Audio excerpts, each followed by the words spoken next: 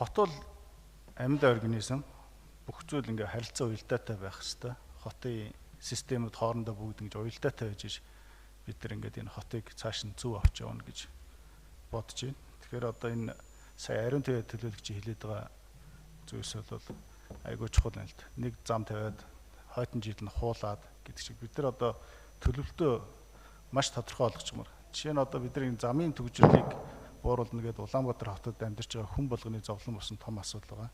Тэгвэл өнөөдөр төвжирлээ бууруулахын тулд бид нар энэ явган үний замаа ер нь яаж хөгжүүлэх юм бэ? Хүмүүс одоо машинаараа биш одоо алхаад явах тэр нөхцөл бололцоог нь хангаж өгмөр.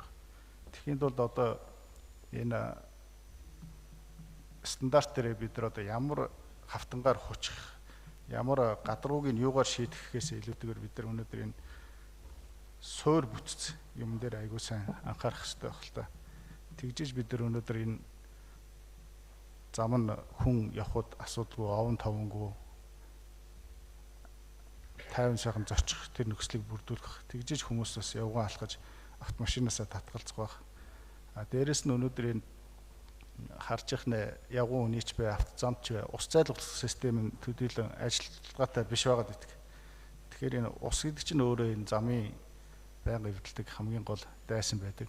Тэгэхээр бид нар энэ тавьж байгаа, барьж байгаа, шинээр байгуулж байгаа замуудынхаа ус зайлуулалтын асуудлыг ч гэсэн ярих нь баг энэ юугаар хүчгээс илүү чухал байх гэж бодож байгаа. Тэгэхээр дээрэс нь одоо ерөнхий архитекторт хэлэхэд бид нар энэ явган үнийхээ замыг бас дандаа ингэж автозам дагаж алхдаг биш.